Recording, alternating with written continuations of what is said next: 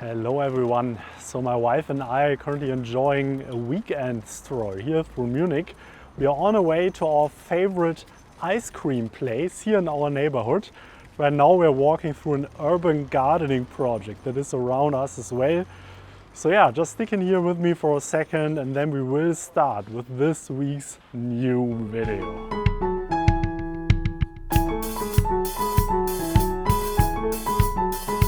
So here's some zucchini, then you can see some fresh kale, and if you want some rhubarb cake, here is some rhubarb.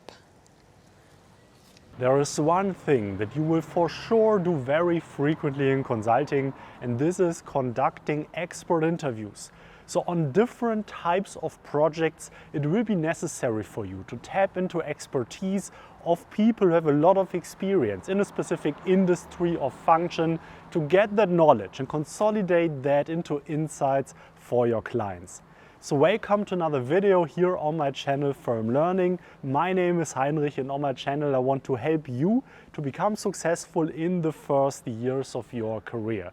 Today we are going to do this video in 3 parts. First, I'm going to talk about what expert interviews are, what the contexts are in which you need them. Second, I'm going to share a couple of very insightful tips on how to conduct them and also how to find the experts that you might need.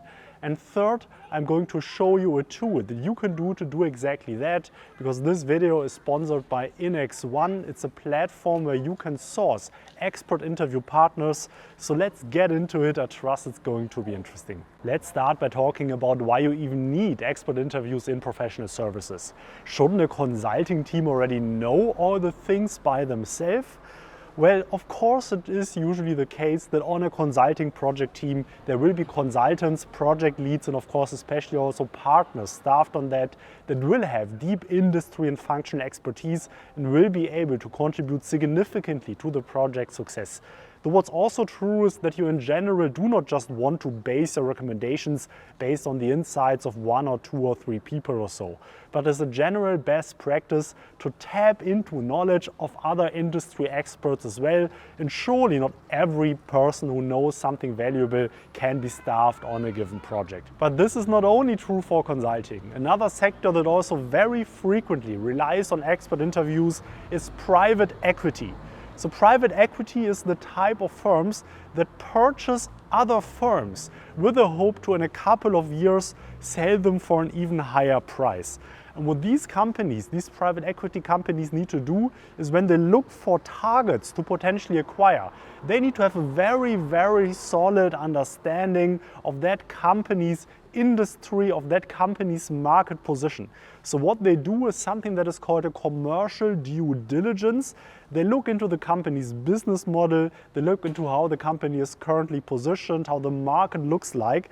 And here again, surely they don't know all of this for themselves, but very frequently they tap into expert interviews. They reach out to industry experts, people who really know the industry well, to get their insights and better understand how the company is currently structured, what their value proposition is, and whether it might be a worthwhile company to acquire indeed. Now let's look into some tips and insights what you can do to conduct a successful expert interview. And the first question is, what people should you actually talk to for your project? And of course it will depend on the specific project that you're working on. I will now focus on due diligence type of projects, but this is applicable to many other situations as well. So in these projects I like to speak to 3 different types of experts. The first is former C-suite people or former sales directors of direct competitors of the company that you're actually interested in. If you talk to people who work at competitors of that company, they will likely understand the market very well, especially the C-level people often have an overall view on the whole market, and similar things are true for the sales directors. Next would be former procurement directors of companies that would be customers of the company that you would be interested in.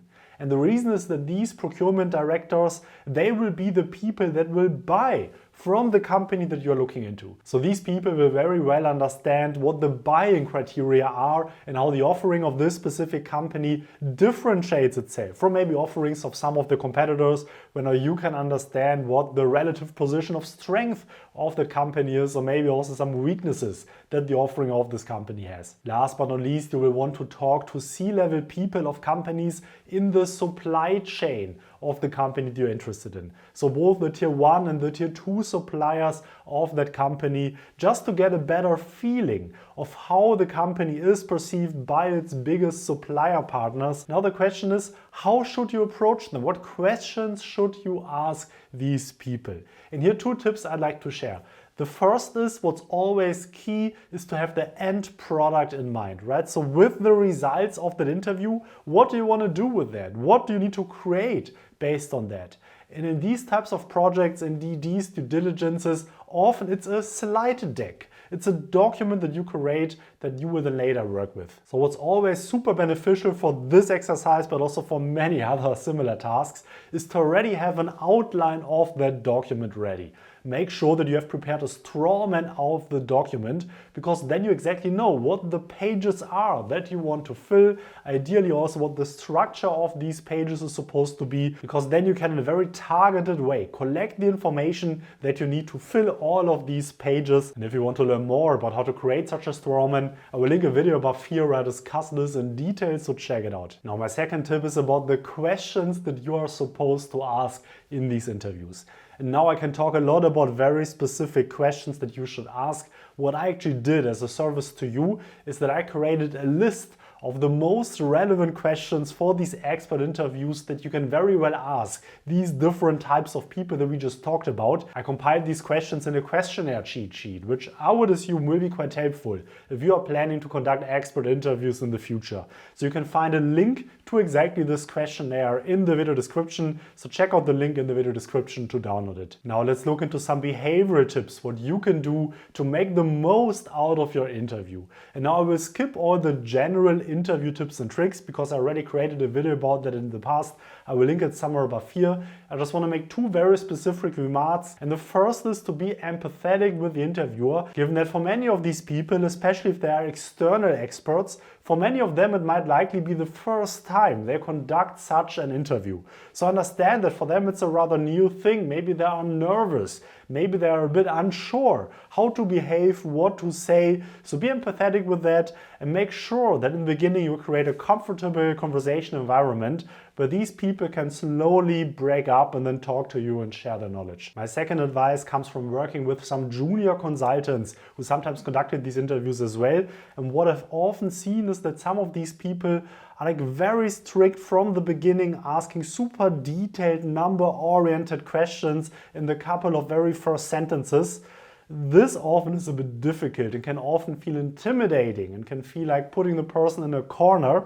So usually from my experience, what works better to create just this open environment is rather starting with some more general, wide, open-ended questions where the person can slowly get going, sharing some information with you. This will often be then easier, and also the likelihood is higher that you really get the information that you want if you give the person some time to ease into the conversation. Now I hope you are convinced of the value of expert interviews, but now you might ask yourself the question, where do I even get these experts from? How do I find people that I can talk to for these purchases? And usually in these firms you have 2 sources that you can tap into. The first is internal experts and the second is external experts. So let's start with a probably easier one, the internal experts. So usually in your network, in the consulting firm, you will find people who might be able to contribute something to that specific topic. You also might be able to just write an email newsletter to the interest group of people working in that specific industry or function practice to find another senior project lead, another partner who has worked in this specific industry and has a lot of things to share that you can reach out to. But in many cases, the internal experts will not be enough. And indeed, also depending on the firm you work for, maybe your internal network of people with expertise in a specific topic is not even that vast. So here you need to reach out to external people not working for your firm. So how do you do that? And here, thank God, something like expert networks exist. There are different service providers out there that you can reach out to, and they will be able to come up with a list of people with a background in a specific industry, often even people who have worked in a very specific company that you can target. These are people that signed up for a specific expert network. They let this network know that they would be open to conduct such an interview.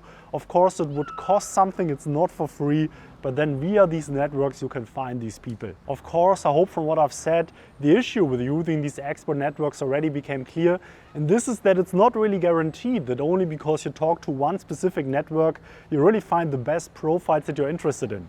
And because there are different service providers, often you end up talking to lots of different parties. They all have a slightly different process. They send you lists of potential candidates.